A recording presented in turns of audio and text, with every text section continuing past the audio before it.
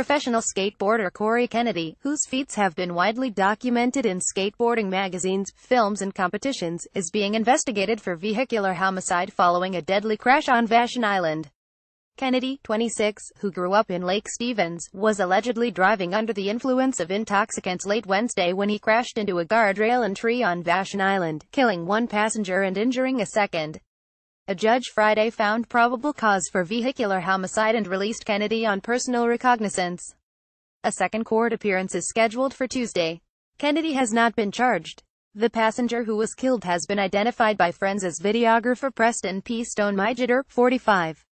Myjitter worked for Thrasher magazine and knew just about everyone in the business, said Sam Smith, the manager for Kennedy's team at Girls Skateboards.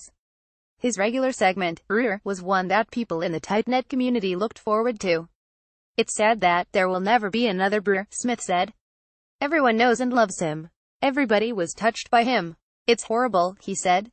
Smith said he first learned Thursday that Kennedy had been in a car accident and later that he had been arrested. It wasn't until later in the day that he learned Myjitter had died in the crash. He said that Kennedy, who lives on Vashon Island, was a close friend of Myjitter, who previously stayed in Kennedy's house in California. They were as close as brothers, he said, and few would be hurting more over Myjitter's death than Kennedy. Smith said the girls' skate team is like family and will not turn its back on Kennedy. He said a third person in the vehicle, who the sheriff's office said was taken to Harborview Medical Center with serious injuries, is believed to be Kennedy's roommate.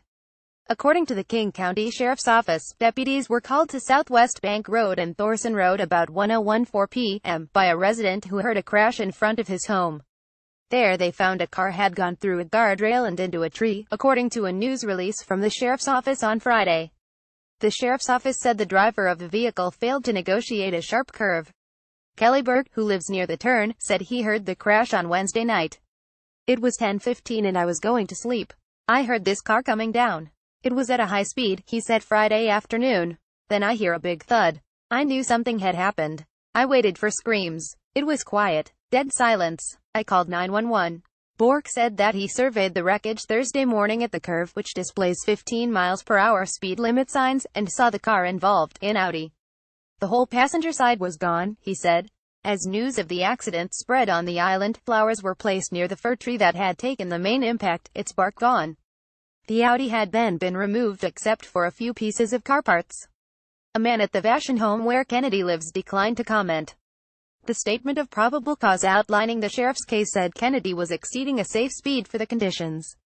His blood alcohol level was measured by a portable breathalyzer at 0.10 or 0.11, according to the statement. The legal limit is 0.08 in Washington state. His blood was also drawn at Harborview Medical Center, according to the sheriff's office. Homages to Myjitter began to appear online Thursday as news of his death spread.